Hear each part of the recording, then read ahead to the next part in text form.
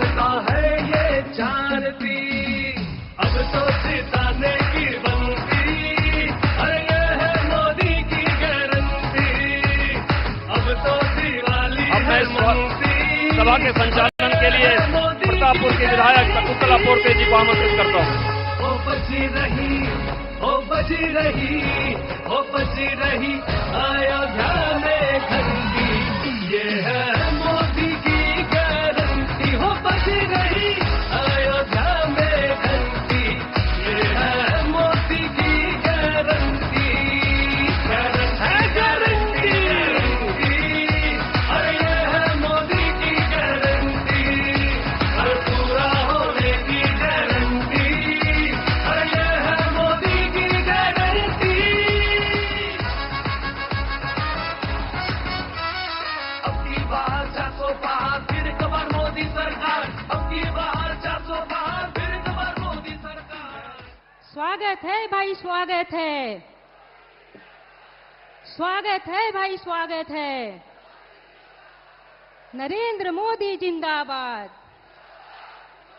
नरेंद्र मोदी जिंदाबाद। अब मैं माननीय श्री विष्णुदेव साय जी से पारंपरिक अंगवस्त्र से माननीय मोदी जी का स्वागत करेंगे।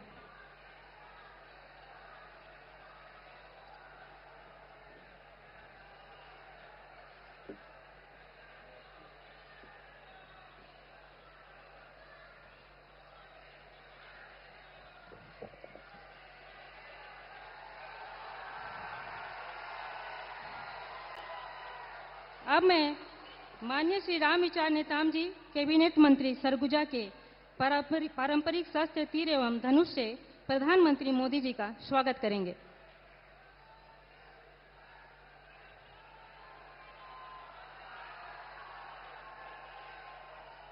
हमारे सरगुजा के लोकसभा प्रत्याशी चिंतामणि महाराज जी पारंपरिक अंगवस्त्र से मोदी जी का स्वागत करेंगे।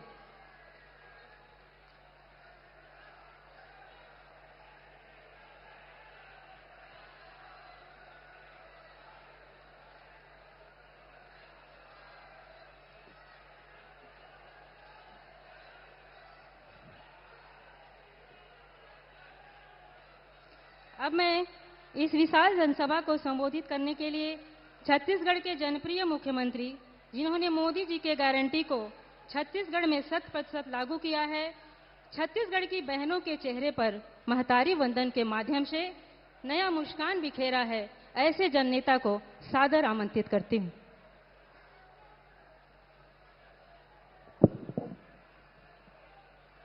बोलिए भारत माता की, भारत माता की। भारतीय जनता पार्टी जिंदाबाद, भारतीय जनता पार्टी जिंदाबाद, नरेंद्र मोदी जिंदाबाद, महामाया माई की फिर एक बार, अब की बार। आज मां महामाया कर पवित्र नगरी, पवित्र धरती अंबिकापुर में आज के विजय संकल्प शंखनाद महारैली में हमारे लिए सौभाग्य की बात है कि हमके मार्गदर्शन देहबर, आशीर्वाद देहबर हमारे देश के यशस्वी प्रधानमंत्री श्री नरेंद्र मोदी जी उपस्थित हैं।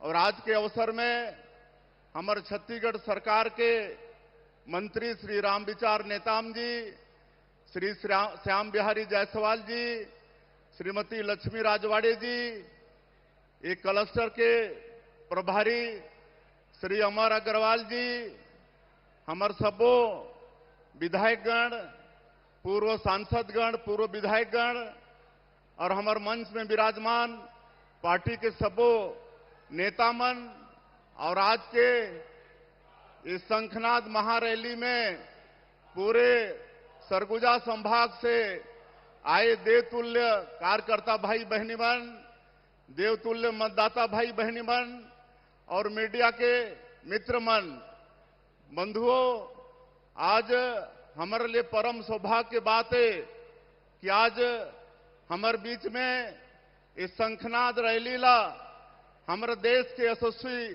प्रधानमंत्री जी के आशीर्वाद मिली, मार्गदर्शन मिली। ऐसे प्रधानमंत्री जो करोड़ों करोड़ों लोग मन के भारतवासी के जननायक हैं, दुनिया के सर्वाधिक लोकप्रिय नेता हैं और जो 140 करोड़ भारतवासी ला अपना परिवार मान के उमन के सुख और दुख के चिंता रात और दिन करते हैं, ऐसे प्रधानमंत्री जी हमारे बीच में हैं। आज पूरे दुनिया में भारत के सम्मान बढ़ाने वाला 140 करोड़ भारतवासी के मान और सम्मान बढ़ाने वाला हमारे प्रधानमंत्री जी यहाँ हैं। हमारे आदिवासी मन के मान और सम्मान बढ़ाने वाला आज ये देश के सर्वोच्च पद में हमारे आदिवासी समाज के हमार बहनी हमार बैठी थे श्रीमती द्रौपदी मुर्मू। आज छत्तीसगढ़ में पहली बार कोई आदिवासी के बेटा मुख्यमंत्री बनी से ऐसे बनाने वाला हमारे प्रधानमंत्री जी हमारे बीच में उपस्थित हैं। मैं आप सबसे चाहूं कि जोरदार करतल ध्वनि से उमन के स्वागत करा। और ऐसे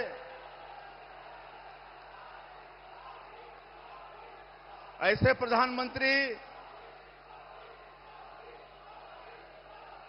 जो हमारे आदिवासी मन में विशेष पिछड़ी अनुसूचित जनजाति हैं, उमन के लिए पीएम जनमन योजना लागू करके सारा सुविधा उमन तक पहुंचाने वाला कोरवा, बिरहोर, बैगा, कमार, अबुझमाड़िया ऐसे जो सबसे पिछड़े अनुसूचित जनजाति के लोग मन हैं, पीएम जनमन योजना के माध्यम से उमन तक सरकार के सुविधा पहुंचाने वाला प्रधानमंत्री। आज बंधन योजना के माध्यम से हमारे आदिवासी भाई बन के उमन के वनोपज के ऊंचा दाम देने वाला प्रधानमंत्री आज हमारे बीच में हैं। और मैं प्रधानमंत्री जी लाई बताना चाहता हूं कि आपके गारंटी में विश्वास करके पिछले विधानसभा के चुनाव में हमारे सरगुजा के कार्यकर्ता मन, देवतुल्य कार्यकर्ता मन कांग्रेस के सुपड़ा साफ कर दिन 14 के 14 सीट भारतीय जनता पार्टी ला जिता के देन है। और आप मन के गारंटी ला पूरा करे खातिर ये छत्तीसगढ़ के सरकार वचनबद्ध है। और अभी 3-4 महीना में ही अभी हमन 18 लाख प्रधानमंत्री आवास के स्वीकृति आपके आशीर्वाद से दे हन। 12 लाख से ज्यादा किसान मन के 2 साल के बकाया बोनस 3716 करोड़ रुपया दे के काम करे हन। धान के अंतर के राशि 24,72,000 से ज्यादा किसान मन के 13,320 करोड़ रुपया दे के काम करे हन। हमार महतारी मन के 2 महीना के महतारी बंधन योजना के किस्त भेज चुके हैं। रामलला दर्शन योजना शुरू कर चुके हैं। तेंदू पत्ता के कीमत 5,500 प्रति मानक बोरा और बोनस एकर भी ऑर्डर सरकार कर चुके से आप मन के आशीर्वाद से। और आप मन के गारंटी ला पूरा करे के लिए ये छत्तीसगढ़ के सरकार पूरी तरह से वचनबद्ध है। और आप मन ला सुनना है, इसलिए मैं और ज्यादा नहीं कहते हुए आप मन से यही निवेदन है कि ये झूठा लबरा ये कांग्रेसी मन ला ये लोकसभा चुनाव में सबक सिखाना है। जैसे विधानसभा चुनाव में कांग्रेस के सुपड़ा साफ हुई से सरगुजा संभाग से, वैसे पूरे छत्तीसगढ़ से ये लोकसभा के चुनाव में कांग्रेस के सुपड़ा साफ करना है। और हमारे ये सरगुजा के लोकप्रिय प्रत्याशी हैं श्री चिंतामणि महाराज। आने वाला 7 मई के आप सबके बहुमूल्य वोट कमल छाप में बटन दबा के मिले और भारी मत से चिंतामणि महाराज सांसद बन के जाएं। मैं एक बार फिर से आप सबके तरफ से, पूरे सरगुजा संभाग के तरफ से हमारे देश के यशस्वी प्रधानमंत्री के बहुत बहुत अभिनंदन स्वागत करते हुए अपन बात पान करत हूं। जय हिंद, जय छत्तीसगढ़।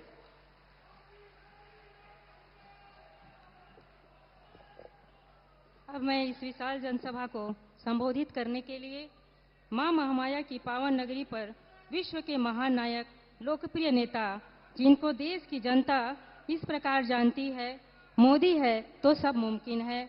ऐसे जन आकांक्षाओं पर खरा उतरने वाले, भारत देश की माताओं एवं बहनों को नया जीवन प्रदान करने वाले, बहनों के चेहरों पर मुस्कान बिखेरने वाले, महिलाओं को राजनीतिक रूप से सशक्त बनाने हेतु 33% का आरक्षण प्रदान करने वाले, भारत माता के सपूत, किसानों के जीवन में आर्थिक उन्नति लाने वाले, उनके जीवन में नए उजाले लाने वाले हम सभी भारतवासी जिनके संरक्षण में खुद को सुरक्षित महसूस करते हैं, ऐसे देश के यशस्वी प्रधानमंत्री माननीय मोदी जी को मैं ससम्मान सादर आमंत्रित करती हूं।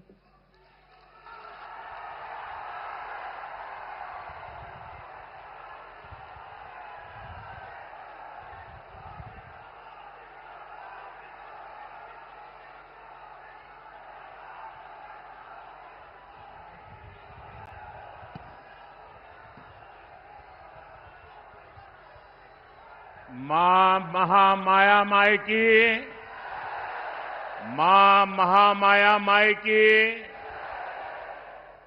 हमर बहिनी भाई दद्दा और जम्मू संगवारी मनला मोर जय जोहार।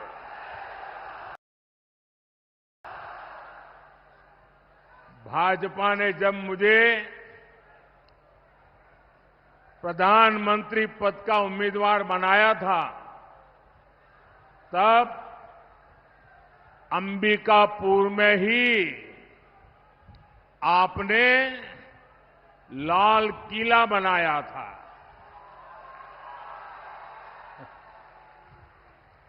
और जो कांग्रेस का इकोसिस्टम है, आए दिन मोदी पर हमला करने के लिए जगह ढूंढते रहते हैं। उस पूरी टोली ने उस समय मुझ पर बहुत हमला बोल दिया था कि ये लाल किला कैसे बनाया जा सकता है, अभी तो प्रधानमंत्री का चुनाव बाकी है और ये लाल किले का दृश्य बना करके वहां से सभा कर रहे, कैसा करते, यानी तूफान मचा दिया था। बात का बवंडर बना दिया था। लेकिन आपकी सोच से वही मोदी लाल किले पर पहुंचा और राष्ट्र के नाम संदेश दिया। और आज अंबिकापुर ये क्षेत्र फिर वही आशीर्वाद दे रहा है। फिर एक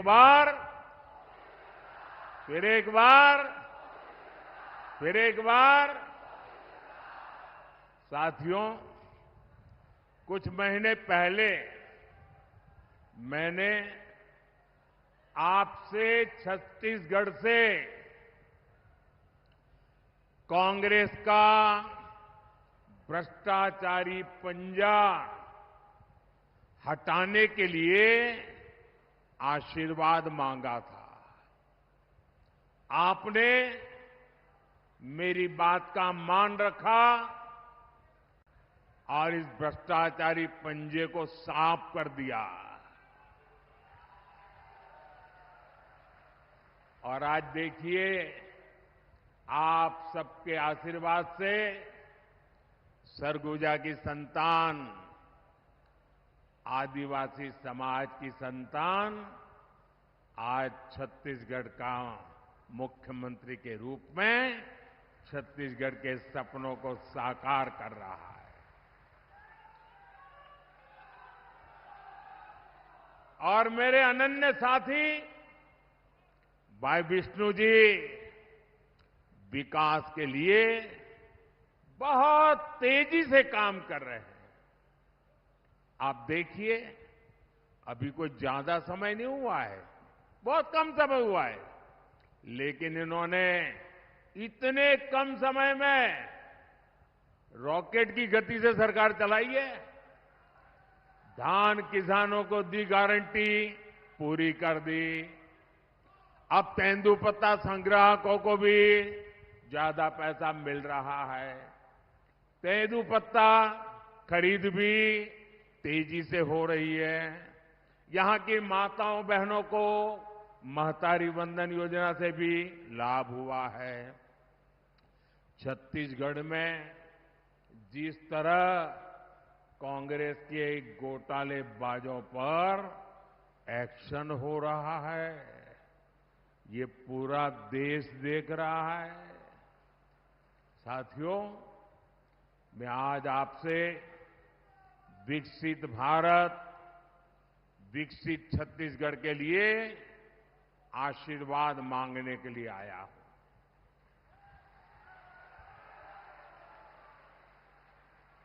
जब मैं विकसित भारत कहता हूं तो कांग्रेस वालों का और दुनिया में बैठी कुछ ताकतों का माथा गर्म हो जाता है।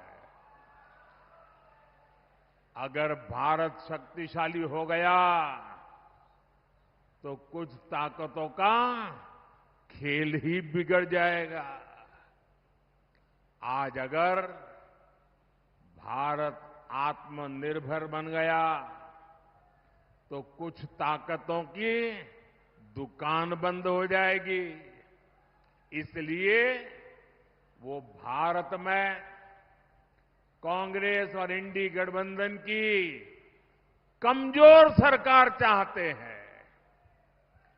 ऐसी कांग्रेस सरकार जो आपस में लड़ती रहे, जो घोटाले करती रहे। साथियों, कांग्रेस का इतिहास सत्ता के लालच में देश को तबाह करने का रहा है। देश में आतंकवाद फैला, किसके कारण फैला? किसके कारण फैला? किसके कारण फैला? किसके कारण फैला? देश में नक्सलवाद बढ़ा, किसके कारण बढ़ा? किसके कारण बढ़ा? साथियों, कांग्रेस का कुशासन और लापरवाही यही कारण है कि देश बर्बाद होता गया। आज भाजपा सरकार आतंकवाद और नक्सलवाद के विरुद्ध कड़ी कार्रवाई कर रही है। लेकिन कांग्रेस क्या कर रही है? कांग्रेस हिंसा फैलाने वालों का समर्थन कर रही है। इतना ही नहीं, जो लोग निर्दोषों को मारते हैं, लोगों का जीना हराम कर देते हैं, पुलिस पे हमला करते हैं, सुरक्षा बलों पर हमला करते हैं, अगर वो मारे जाएं तो एक कांग्रेस वाले उनको शहीद कहते हैं। जब आप ऐसे लोगों को शहीद कहते हो ना, तो इस देश के शहीदों का, वीरों का अपमान करते हो।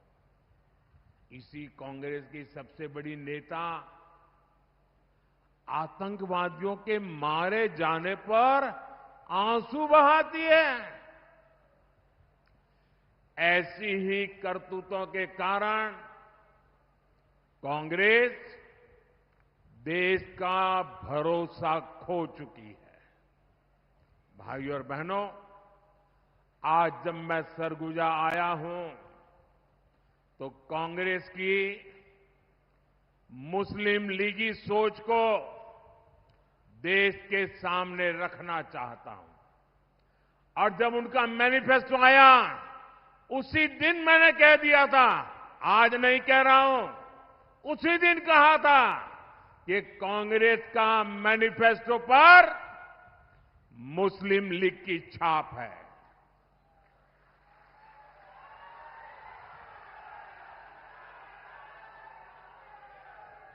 साथियों, जब संविधान बन रहा था,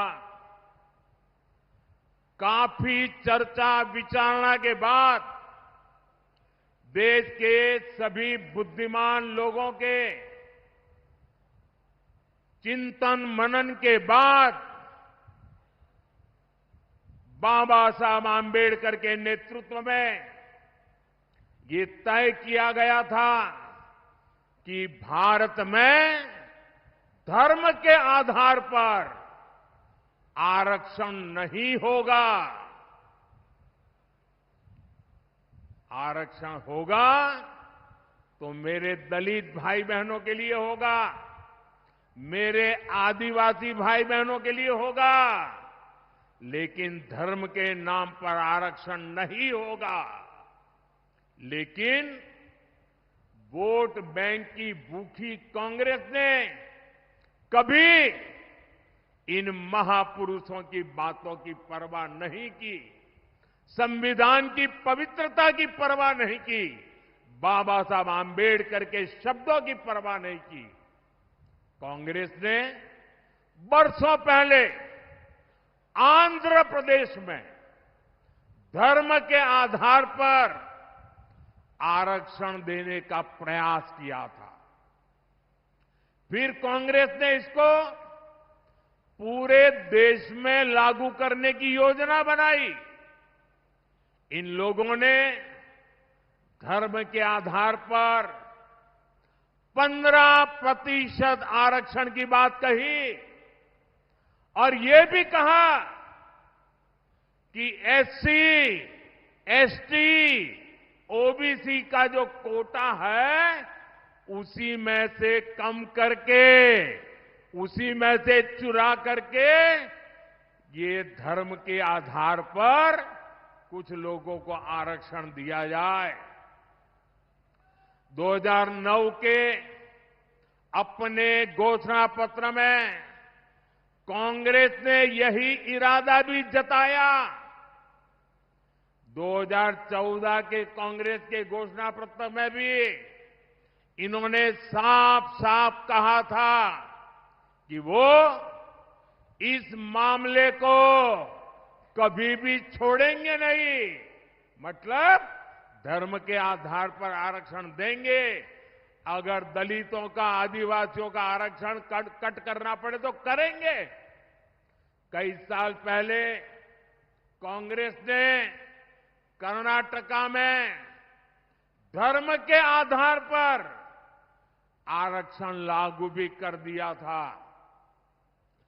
जब वहां बीजेपी सरकार आई तो हमने संविधान के विरुद्ध, बाबा साहब आंबेडकर की भावना के विरुद्ध कांग्रेस ने जो निर्णय किया था उसको उखाड़ करके फेंक दिया और दलितों को, आदिवासियों को, पिछड़ों को उनका अधिकार वापस दिया।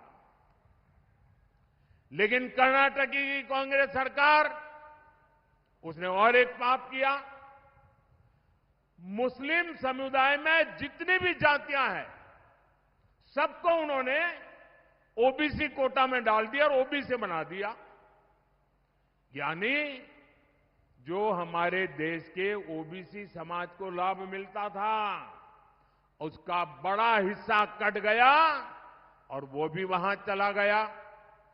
यानी कांग्रेस ने सामाजिक न्याय का अपमान किया, सामाजिक न्याय की हत्या की। कांग्रेस ने भारत के सेक्युलरिज्म की हत्या की। कर्नाटका अपना यही मॉडल ये कांग्रेस पूरे देश में लागू करना चाहती है।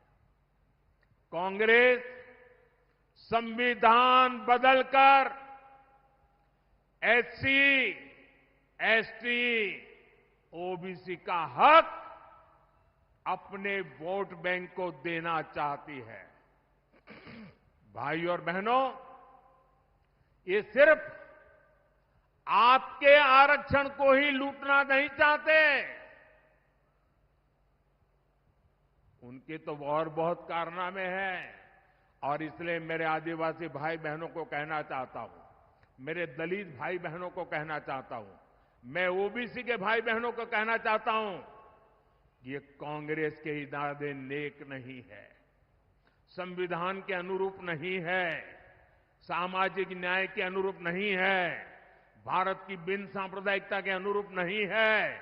अगर आपके आरक्षण की कोई रक्षा कर सकता है तो सिर्फ और सिर्फ भारतीय जनता पार्टी कर सकती है। और इसलिए आप भारतीय जनता पार्टी को भारी समर्थन दीजिए ताकि कांग्रेस की एक न चले, किसी राज्य में भी वो कोई हरकत न कर सके, इतनी ताकत आप मुझे दीजिए ताकि मैं आपकी रक्षा कर सकूं। साथियों, कांग्रेस की नजर सिर्फ आपके आरक्षण पर ही ऐसा नहीं है। कांग्रेस की नजर आपकी कमाई पर, आपके मकान, दुकान, खेत, खलिहान पर भी है। कांग्रेस के शाहजादे का कहना है कि ये देश के हर घर, हर अलमारी, हर परिवार की संपत्ति का एक्सरे करेंगे। हमारी माताओं बहनों के पास जो थोड़ा बहुत स्त्री धन होता है, गहने जेवर होते हैं, कांग्रेस उनकी भी जांच कराएगी। यहां सरगुजा में तो हमारी आदिवासी बहनें चंदबा पहनती है, हंसूली पहनती है, हमारी बहनें मंगलसूत्र पहनती हैं। कांग्रेस ये सब आपसे छीनकर, वो कहते हैं हम इक्वली डिस्ट्रीब्यूट कर देंगे। अब आपको मालूम है ना वो किसको देंगे? मालूम है ना किसको देंगे? आपसे लूट करके किसको देंगे मालूम है ना? मुझे कहने की जरूरत है क्या? क्या ये पाप करने देंगे क्या आप? और कहती है कांग्रेस सत्ता में आने के बाद ही वो एक के बाद ऐसे क्रांतिकारी कदम उठाएगी। अरे ये सपने मत देखो, देश की जनता आपको ऐसा मौका नहीं देगी। साथियों, कांग्रेस पार्टी के खतरनाक इरादे एक के बाद एक खुलकर सामने आ रहे हैं। शाही परिवार के शाहजादे के सलाहकार, इस शाही परिवार के शाहजादे के पिताजी के भी सलाहकार, उन्होंने कुछ समय पहले कहा था, और ये परिवार उन्हीं की बात मानता है। उन्होंने कहा था कि हमारा देश का जो मिडिल क्लास है, मध्यम वर्गीय लोग हैं, जो मेहनत करके कमाते हैं, उन्होंने कहा उन पर ज्यादा टैक्स लगना चाहिए। ये इन्होंने पब्लिकली कहा है। अब ये लोग उससे भी एक कदम आगे चले गए हैं। अब कांग्रेस का कहना है कि वो इनहेरिटेंस टैक्स लगाएगी, माता पिता से मिलने वाली विरासत पर भी टैक्स लगाएगी। आप जो अपनी मेहनत से संपत्ति जुटाते हैं, वो आपके बच्चों को नहीं मिलेगी, बल्कि कांग्रेस सरकार का पंजा उसे भी आपसे छीन लेगा। यानी कांग्रेस का मंत्र है कांग्रेस की लूट। कांग्रेस का मंत्र है कांग्रेस की लूट, जिंदगी के साथ भी और जिंदगी के बाद भी। जब तक आप जीवित रहेंगे, कांग्रेस आपको ज्यादा टैक्स से मारेगी, और जब आप जीवित नहीं रहेंगे तो आप पर इनहेरिटेंस टैक्स का बोझ लाद देगी।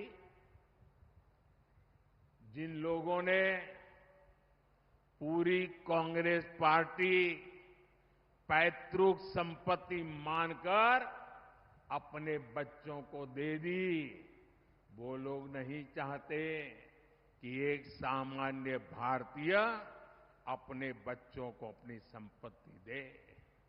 भाइयों बहनों, हमारा देश संस्कारों से, संस्कृति से उपभोक्तावादी देश नहीं है।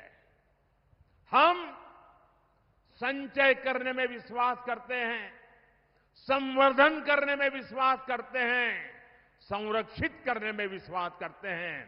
आज अगर हमारी प्रकृति बची है, पर्यावरण बचा है, तो हमारे इन संस्कारों के कारण बचा है।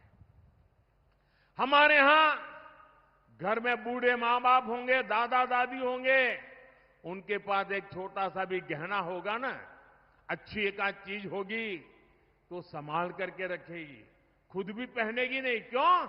वो सोचती है मेरी पोती की जब शादी होगी तो मैं उसको दूंगी, मेरी नाती की जब शादी होगी तो मैं इसको दूंगी। यानी तीन तीन पीढ़ी का सोच करके वो खुद अपना हक भी नहीं भोगती, वो बचा के रखती है ताकि अपने नाते नाती को भी दे सके। ये मेरे देश का स्वभाव है। मेरे देश के लोग कर्ज कर करके जिंदगी जीने के शौकीन लोग नहीं हैं। मेहनत करके जरूरत के हिसाब से खर्च करते हैं और बचाने के स्वभाव के हैं। ये भारत के मूलभूत चिंतन पर, भारत के मूलभूत संस्कार पर ये कांग्रेस पार्टी कड़ा प्रहार करने जा रही है। और उन्होंने कल ये बयान क्यों दिया है, इसका कारण है, एक तो ये सोच उनकी बहुत पुरानी है। आप पुरानी चीजें खोजोगे ना, और ये जो लोग फैक्ट चेक वाले जो है ना, मोदी की बाल की खाल उधेड़ने में लगे रहते हैं, जरा कांग्रेस की हर चीज देखिए, आपको हर चीज में ये बू आएगी। मोदी के बाल की खाल उधेड़ने में टाइम खराब मत करो। लेकिन मैं कहना चाहता हूं, ये कल तूफान इनके यहां क्यों मच गया, जब मैंने कहा कि अर्बन नक्सल, शहरी माओवादियों ने कांग्रेस पर कब्जा कर लिया है, तो उनको लगा कि कुछ अमेरिका को खुश करने के लिए भी कहना चाहिए। ये मोदी ने इतना बड़ा आरोप लगाया तो बैलेंस करने के लिए वो उधर की तरफ मुड़ने का नाटक कर रहे हैं। लेकिन वो आपकी संपत्ति को लूटना चाहते हैं, आपके संतानों का हक आज ही लूट लेना चाहते हैं। क्या आपको ये मंजूर है? ये आपको मंजूर है? जरा पूरी ताकत से बताइए, उनके कान पे सुनाई दे। ये मंजूर है? देश से चलने देगा? आपको लूटने देगा? आपके बच्चों की संपत्ति लूटने देगा? साथियों, जितने साल देश में कांग्रेस की सरकार रही, आपका हक का पैसा लूटा जाता रहा। लेकिन भाजपा सरकार आने के बाद अब आपके हक का पैसा आप लोगों पर खर्च हो रहा।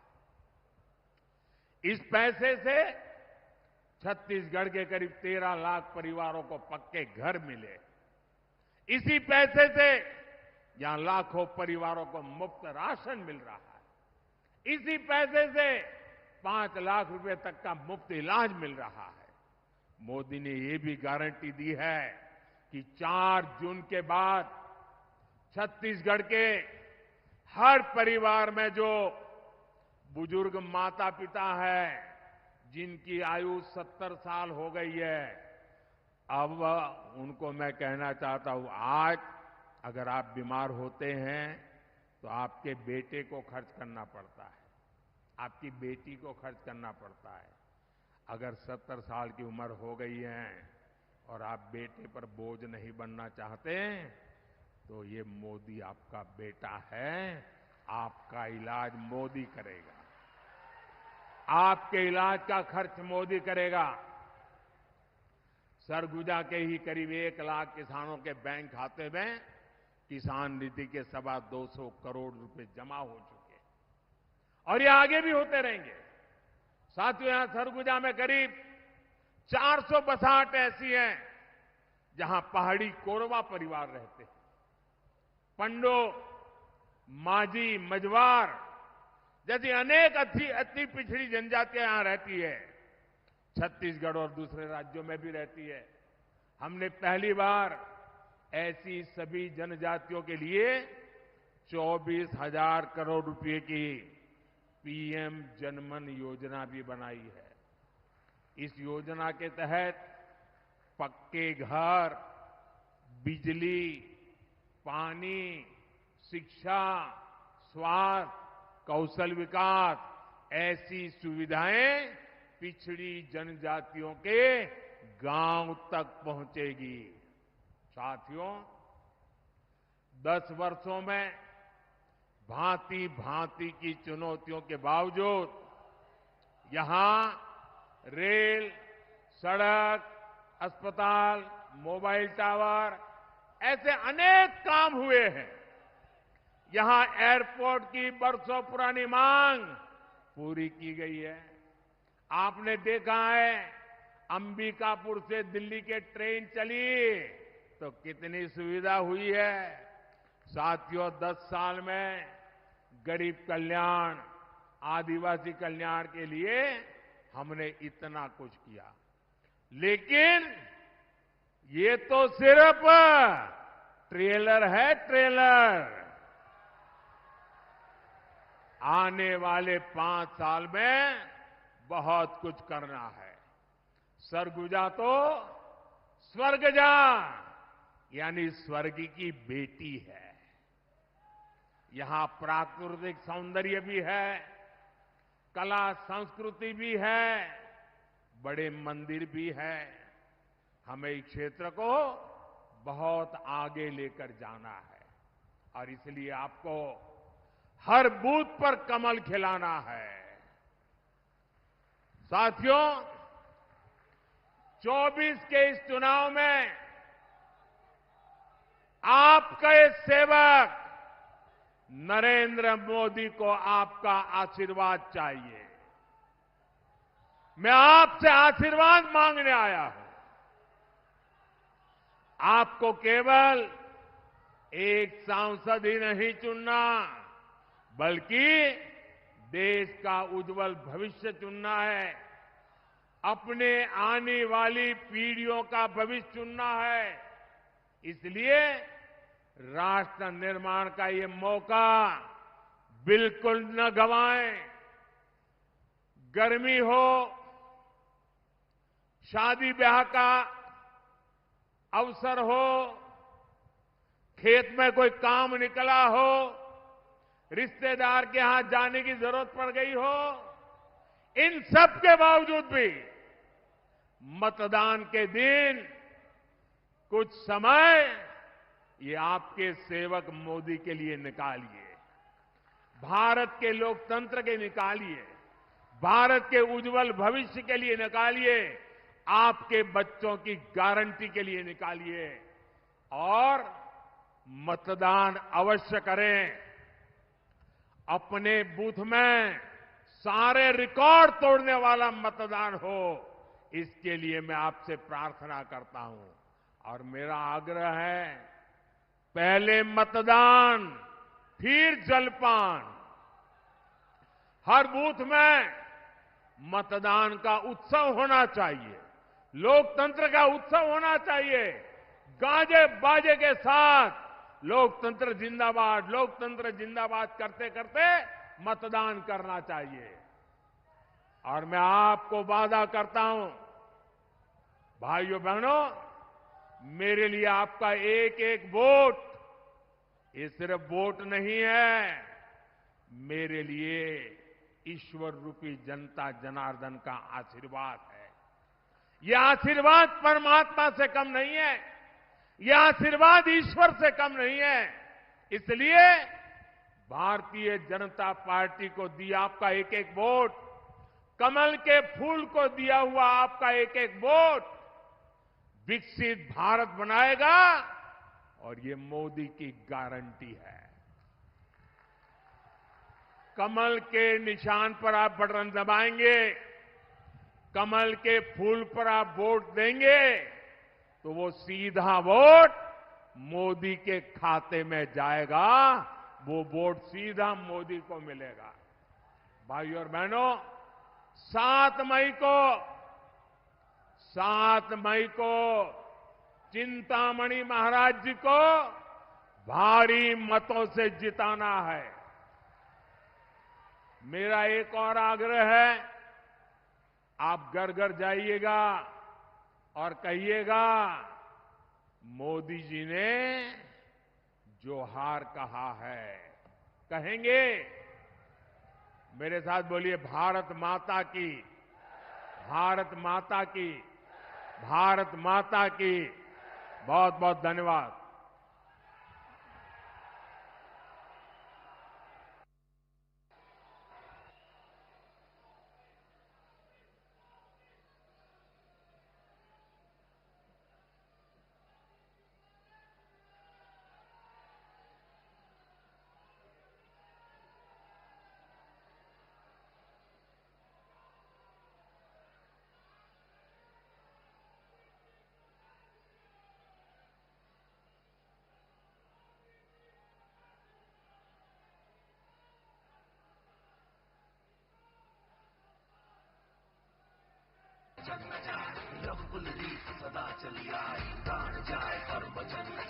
रामलला के मंदिर में बज रही पूजा की घंटी है।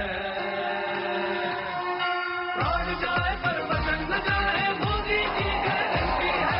प्राण जाए पर वचन न जाए, मोदी की गारंटी है। प्राण जाए पर वचन न जाए, मोदी की गारंटी है। प्राण जाए पर वचन न जाए, मोदी की गारंटी है। रंगुलली सदा चली आई, प्राण जाए पर वचन न जाए। रंगुलली सदा चली आई।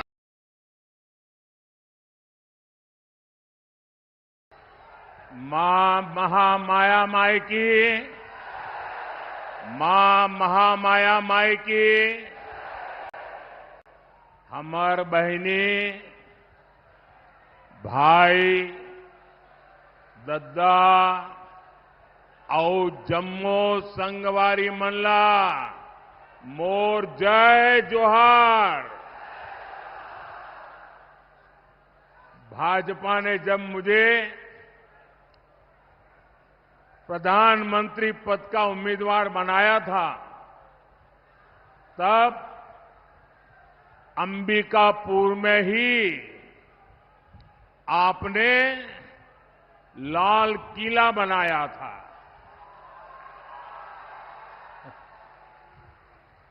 और जो कांग्रेस का इकोसिस्टम है, आए दिन मोदी पर हमला करने के लिए जगह ढूंढते रहते हैं। उस पूरी टोली ने उस समय मुझ पर बहुत हमला बोल दिया था कि ये लाल किला कैसे बनाया जा सकता है, अभी तो प्रधानमंत्री का चुनाव बाकी है और ये लाल किले का दृश्य बना करके वहां से सभा कर रहे, कैसा करते, यानी तूफान मचा दिया था। बात का बवंडर बना दिया था। लेकिन आपकी सोच से वही मोदी लाल किले पर पहुंचा और राष्ट्र के नाम संदेश दिया। और आज अंबिकापुर ये क्षेत्र फिर वही आशीर्वाद दे रहा है। फिर एक